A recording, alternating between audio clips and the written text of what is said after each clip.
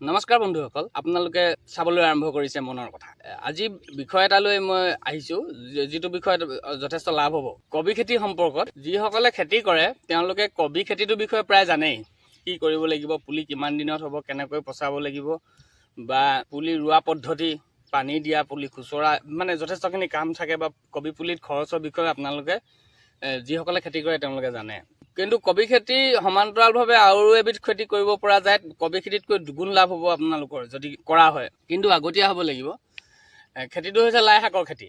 এজোপা লাই শাকত আপুনি কমেও 50ৰ পৰা 60 টকা লাভ আপোনাৰ এজোপা লাই শাকত পাই যাব। কিন্তু কেনেকৈ? আমি যদি আগতীয়াকৈ লাই শাকৰ পুলি পচাওঁ, অন্ততঃ ইমান দিনে যদি আমি লাই শাক ৰুই দিওঁ, লাই শাক এনেকুৱা ধৰণৰ হয়, লাই শাক বিভিন্ন প্ৰজাতিৰ সঁচ আছে আৰু লাই শাক গুটি ইমান কিনিবলগীয়া নহয়। তাত কিনা খৰচটো একেবাৰে কমিলেই। বিভিন্ন ধৰণৰ লাই শাক আমি গাঁৱতে পোৱা যায়। তাৰ পৰা আমাৰ ইমানো দৰকাৰ নাই। 200 গ্ৰামমান লাই শাকৰ গুটি লৈ সেইখিনি সিঁচি দিয়া হ'ল আগতীয়াকৈ। জুলাই লাষ্টৰ মানত বা আগষ্টৰ প্ৰথমতে যদি লাই শাকৰ গুটিখিনি সিঁচি দিয়া হয়, বা এতিয়া সিঁচিলেও কোনো আপত্তি নাই। সিঁচি মেলি 20 25 দিনৰ ভিতৰতে পুলিখিনি ৰুব পৰা হয়গৈ। কবি পুলি ৰোৱা ধৰণেৰে লাই শাকৰ পুলি ৰুব পৰা যায়, কিন্তু তাতকৈ ঘন হ'লেও আপত্তি নাই। অকণমান হেৰেঙাকেও দিব পাৰে। কবি পুলি সমান্তৰালভাৱে বুলিয়ে ধৰক, কবি পুলি নিচিনাকৈ লাই শাকৰ পুলি আপুনি ৰুই যাব পাৰে। আগতীয়াকৈ যদি কৰা হয়, ৰোৱাৰ পৰা এমাহমানৰ পিছতে আপোনাৰ পাত ছিঙিবলৈ হ'ব। পাতখিনি কেজি, এতিয়া লাই শাকৰ পাতৰ কেজি 80 টকা 120 টকা ওপৰত হৈ আছে বৰ্তমান। আৰু এটা সময়ত যেতিয়া লাই শাক প্ৰতি ঘৰতে অসমীয়া হিচাপে প্ৰতি ঘৰতে খেতি কৰে, যেতিয়া প্ৰতি ঘৰতে লাই শাক হয়গৈ, তেতিয়া 10 টকা 5 টকা হয়গৈ। তেতিয়া উলিয়াব নালাগিব। লাই শাকটো সদায় আগতীয়া কৰিব লাগিব, অধিক লাভৰ কাৰণে। লাই শাকজোপা যদি ভাল জাতৰ হয়, ডাঙৰ ডাঙৰ পাত লগা যদি হয়, যথেষ্টখিনি ওখলৈকে আপুনি পাত ছিঙি থাকিব পাৰিব। মানে এজোপা লাই শাকত প্ৰায় 2 কেজি 2.5 কেজি পাত ছিঙি থাকিব পৰা যাব যদি আগতীয়া ধৰণে হয়। বিশেষ লাই শাকত দৰৱ পাতিও ইমান খৰচ নাই।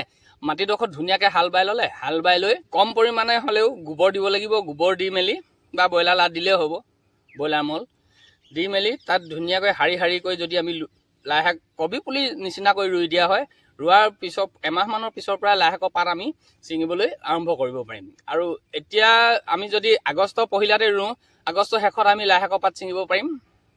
লাই শাকৰ পাত তেতিয়া দাম হৈ থাকিব কেজি 80 টকা।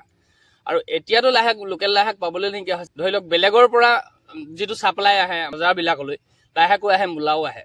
মূলা কিন্তু অকণমান সময় লয়, কিন্তু এই বস্তুখিনি তাৰ পৰা যেতিয়া ছাপ্লাই আহিও ইয়াত ইমান দাম পায়, কিন্তু লোকেল হিচাপে হ'লে মানে অধিক দাম পাব। আৰু এবিঘা মাটিত আপুনি কবি খেতি কৰি যিমানখিনি লাভ পাব, লাই শাকৰ খেতি কৰি তাতকৈ দুগুণ লাভ পাব। আপোনালোকে কৰি চাব। আমি এবিঘামান প্ৰথম পোনে কৰি চাব নালাগে, আমি পোনে 20 লোচামান কৰি চাওঁ। আমি এনেধৰণে কৰিব লাগে। প্ৰমাণ চাবলৈ হ'লে 200 জোপা কবি ৰুই চাব লাগে, এইপিনে 200 জোপা লাই শাক ৰুই চাব লাগে। দুইটাই আগতীয়া কৰিব লাগে। 200 জোপামান প্ৰথম অৱস্থাত আমি কৰি চাব লাগে। যিকোনো কবি এইপিনে 200 জোপা কৰিব লাগে, লাই শাকৰো 200 জোপা কৰিব লাগে।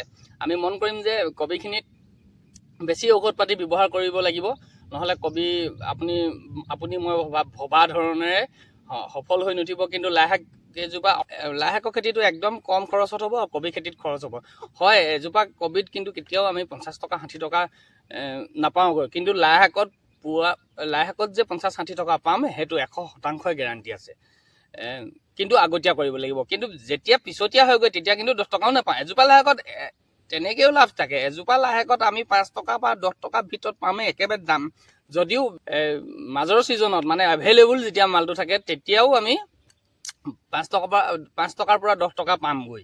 কিন্তু কবিত আমি এজোপা কবিত কমেও 20-30 টকাহে পোৱা যাব, কিন্তু তাতে খৰচ আছে 10-15 টকামান। গতিকে লাই শাকত যিহেতু খৰচ নাই, কম খৰচত অধিক লাভ কৰিবলৈ হ'লে আমি লাই শাকৰ খেতি কৰি চাওঁচোন কবি খেতিতকৈ।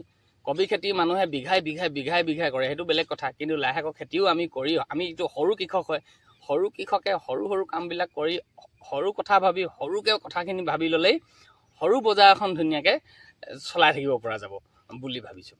গতিকে ভিডিঅ'টি যদি আপোনালোকে ভাল পাইছে, অন্ততঃ লাইক এটা মাৰিব। Thank U.